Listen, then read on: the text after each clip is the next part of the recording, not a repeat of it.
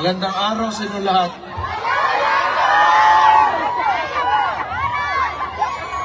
Kumusta naman kayo? Okay lang, Lai! Maraming salamat sa lahat ng Nay, murag na pinakita niyong suporta. Alam niyo naman na sa Pilipinas kami, yung tatay ko nandito ngayon, di ko pa nakikita. Kakarating ko lang kaninang umaga. Masaya naman ako na makita kayong lahat dito ngayon. Wala lang talaga kaming magawa sa sitwasyon ngayon kasi pag kung makita nyo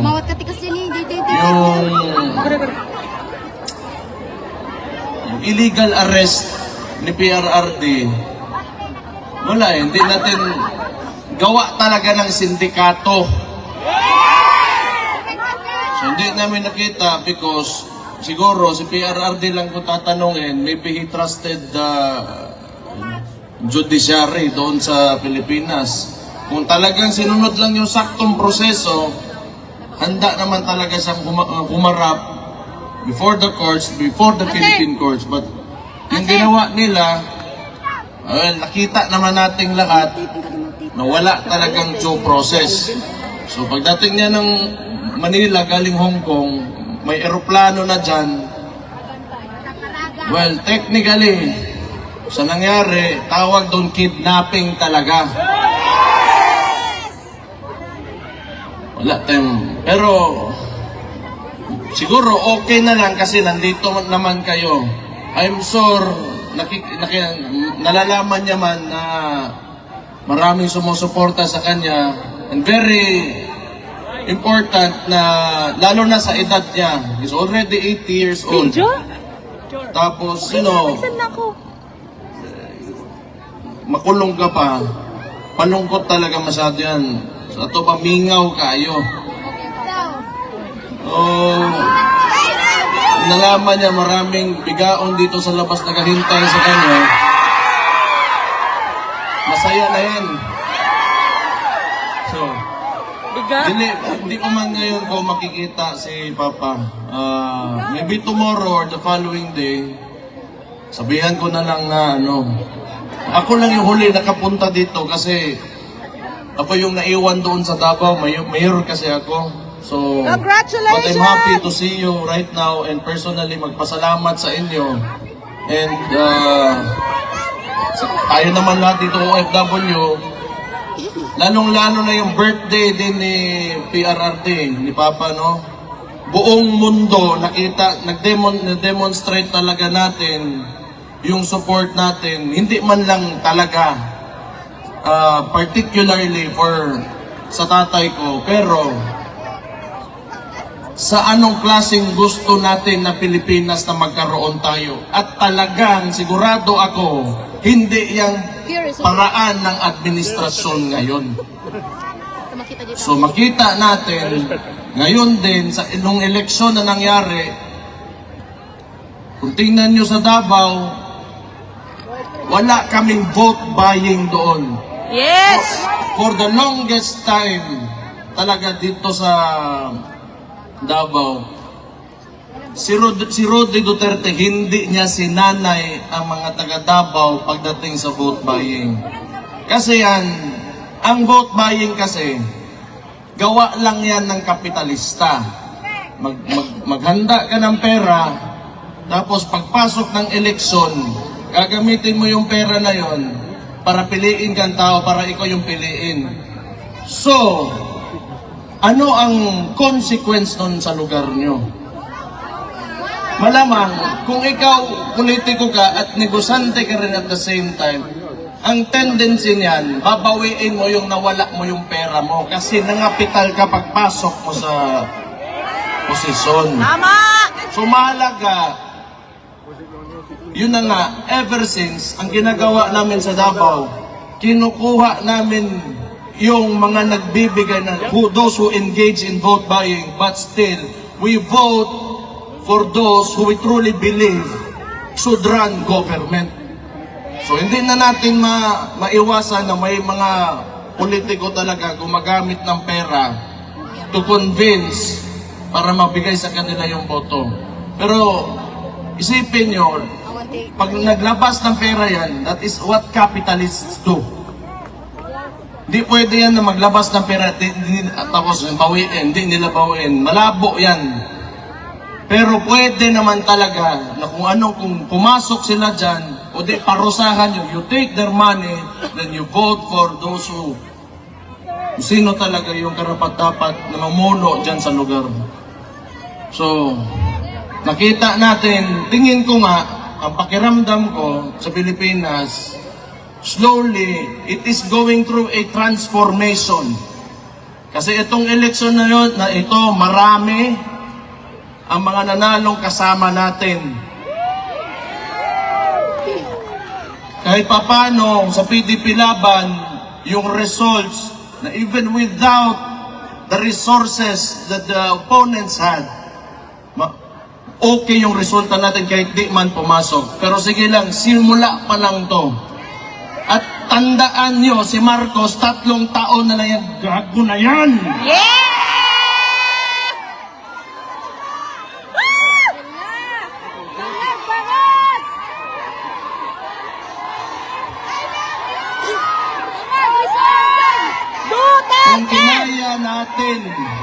Kung kinaya natin 3 taon, ako sa Davao na bilang alkalde doon, pinahirapan nila ako, wala. Bakit ako malakas? Bakit ang Davao City andyan pa rin ngayon? Bakit si VP, yung kapatid ko, hindi tumitigil? Kasi alam namin na kayong mga Pilipino, kayong mga OFW dito, nasa likod namin lagi.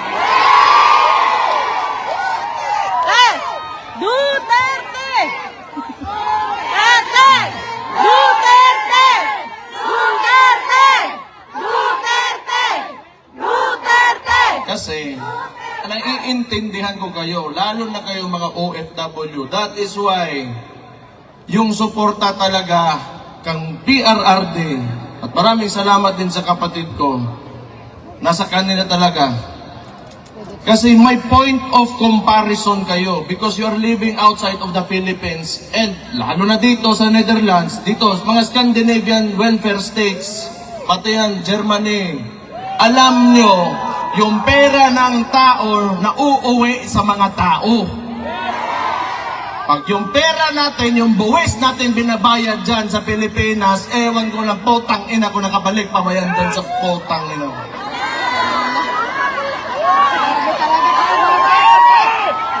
Hindi mo na alam saan napunta, nasa bulsa na mga korap ng mga potang inang politiko ng yawa na sila tanan.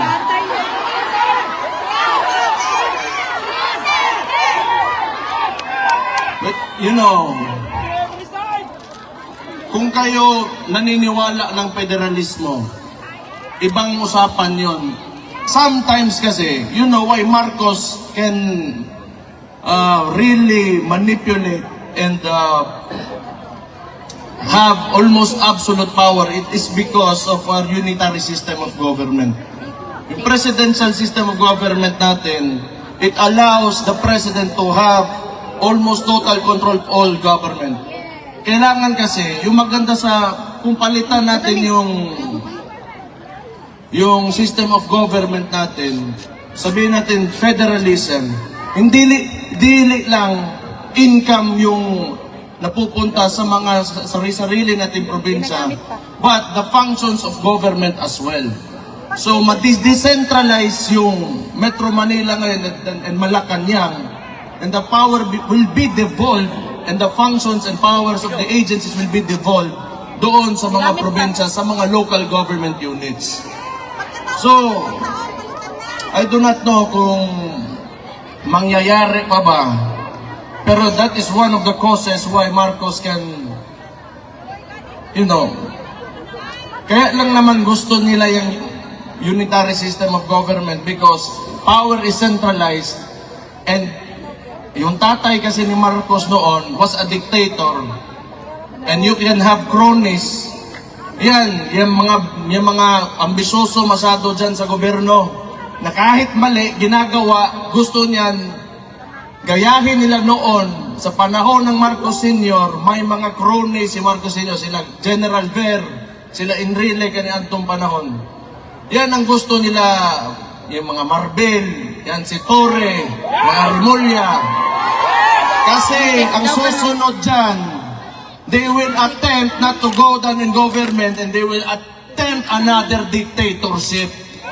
And along with that dictatorship comes the cronies. So itong mga ambisosong mga putaragis na ito, mga politiko at nasa gobyerno ngayon, na kahit mali na ginagawa pa rin, gusto niyan, they will join that dictatorship and they will be the cronies of the new Marcos, kaning Junior, na bangag ang putang ina ngayon. So kaya makita niyo why unusual talaga masyado ang movement ng mga tao na nasa gobyerno na kahit mali nilalabag yung batas pero ginagawa pa rin. It's because not out of their jobs or functions in government, but it's out of selfishness. Pero hindi talaga yan because ngayon, kahit tingnan nyo, ilang demonstrations na nangyari since yung gago na Marcos na yan. Nagsimula yan sa kapatid ko. You know, wala man talaga sana akong problema. Pero, ginatawag nila magnanakaw yung kapatid ko dahil lang sa confidential funds na yan eh. Pero ito yung sasabihin ko, ang tanong ko lang sana ba? Just to, you know, for the sake of argument, kung ang presidente merong billions in terms of confidential funds, tapos gusto nila impeach yung kapatid ko for 425 million pesos, in terms of amount, who is more impeachable? Ang billion or ang million? Yan, isa yan.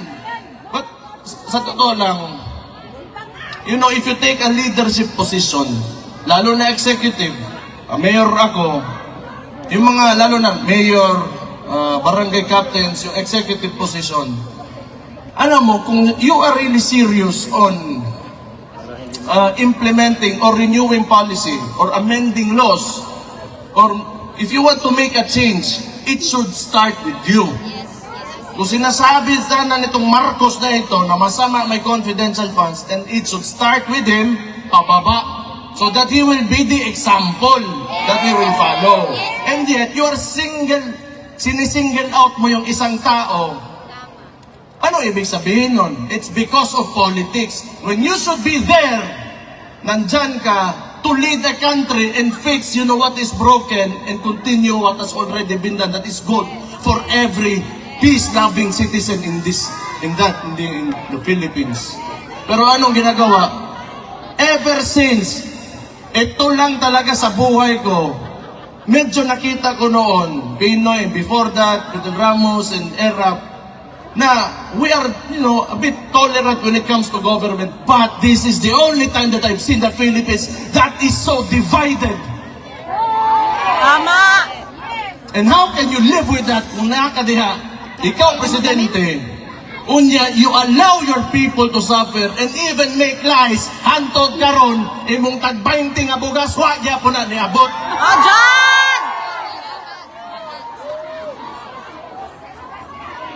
Batay may mo, basta buang kalingkod, gina. O, John! Pero,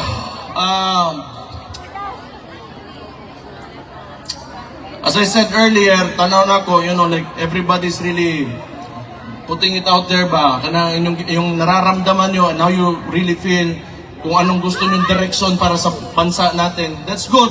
I think you should continue doing this kasi we will do the same thing. I will do the same thing. It will be not for ourselves, but it will be for the future of our children, our grandchildren, and our country. So yun na mahalaga. Maybe someday, hindi na lalaki yung mga anak natin o yung mga apo natin, iba. Maybe they will be facing not the same problems na ito, lalo na itong malala talaga itong administrasyon na ito. Tingnan nyo, kahit kasama nila sa alyansa, nung pagpanalo ni Ping Lacson, what did he say? That 2025 budget is the most corrupt budget in Philippine history. kahit kasama nila mismo, natapos lang sandali, sinabi na nila. Wala talagang... Sa totoo lang, hindi ko maintindihan why they can afford to do all of this. And at 2028, matatapos din ang termino ni Marcos eh. So anong gusto niya? Hindi ko talaga alam.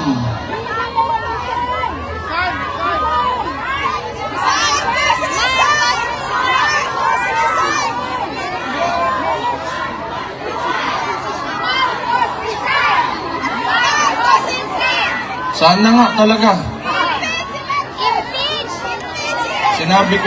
Sinabi ko na yan eh. Noon pa yan. Last year, nung nagsimula to lahat, nakita ko na talaga. Itong, the way they run things, yung pakiramdam nila para silang hari eh.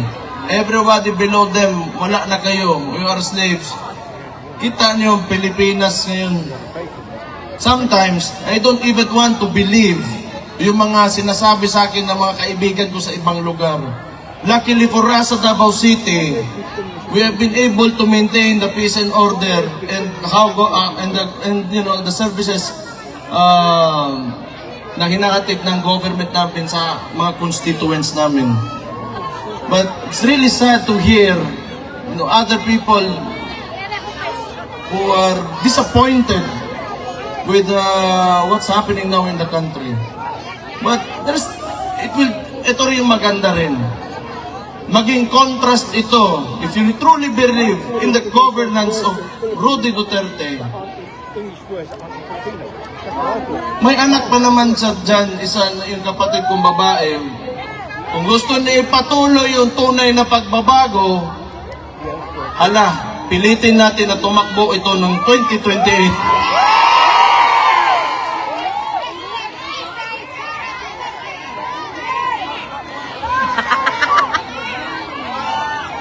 Ano tingin na 2028, Sara Duterte for President? Magaling. Yes!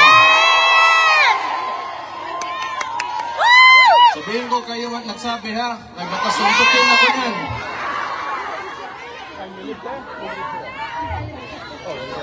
Pero ito yung gamitin talaga natin, na experience natin when the government fails its people. Ito yung best example talaga, itong gobyerno talaga na ito. Kahit man lang sa puro kalokohan talaga.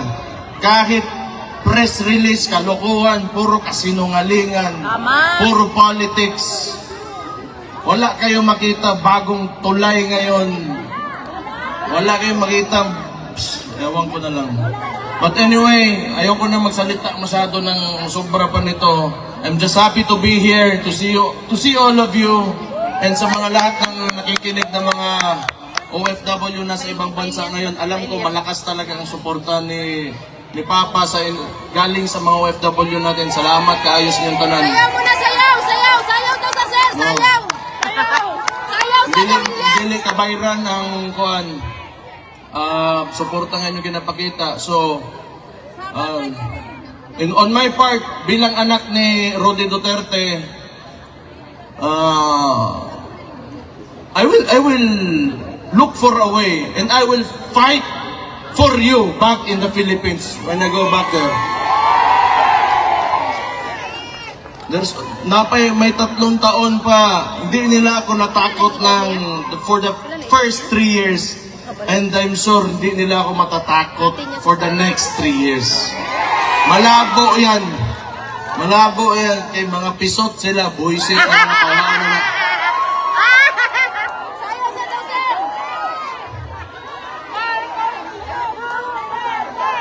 As long as we remain to be peaceful and God-fearing Filipino citizens, believe in the have aspirations for our country. Andun naman kami lahat, yung mga kababayan nyo nandun, lumalaban talaga kami. Lahat naman tayo, ang problema lang talaga sa Pilipinas, because of very centralized government, yung mga nasa taas, may mga posisyon, Yung mga matagal na political dynasties, gusto ng ganun eh. Because they can maintain their power. Because it's a conservative form of government. Kasi pag naging progresibo tayo, threatened yung mga positions nila. Gusto kasi nila ituturo lang sa presidente sino malalagay, ganun. Government ngayon is not based on merit, but tingnan nyo. Anong nangyari? You have a chief PNP na 3 ranggo ang tinalunan para maging chief PNP. It's because this is not merit-based promotion. Tama! Pabor-pabor-based promotion eh. Diba? So, balik na ako dito, I have to face that. Kasi kung saan na po yung buhato na ng diwata, pusit na ito. Lima ka, nagbenta lang ng Paris overload, sumali ng party list, naging kidnapper, naging chief PNP si Diwata. Oh! Si Raulo. Pero alam niyo, tingin ko, pag magkuha yan ng neuro exam, di yan makapasar. Buang talaga yan. True! No, nobody in their right mind would do what he did. Yung sinakay niya si PRT sa aeroplano because he is a police officer. Tama. He knows the due process. Kung nag-iisip talaga yon, kung sakto yung utak niya, tayo, bagsak sa neuro yan. Sigurado ako. Along the way, may bakukang na nisod sa utok, ana ba? Nakakaon siguro, panos nga, pansit. Oo na. Pero nobody in the right mind would do that. That's totally illegal, and you know, the consequences of these actions are heavy, sa totoo lang. But we have a government who doesn't seem to know what the Constitution is. So, anyway, humana man taong storya, gusto ko kuhan, ipaniun to na karon sa inyong tanan, mga gwapa o gwapo diha. Oh, naniwala naman kayo. Mabuhay kayong lahat. Buhay! Mabuhay ang OFWs. Buhay! Mabuhay ang Pilipinas. Mabuhay! Hey, yeah, yeah, yeah, yeah, yeah, yeah. Mabuang moy. Pero salamat kayo ha. It really means a lot sa family. And I'm sure, lalong-lalo na kay PRRD to know na you are always supporting him. So thank you. Mabuhay kayong lahat and God bless you all.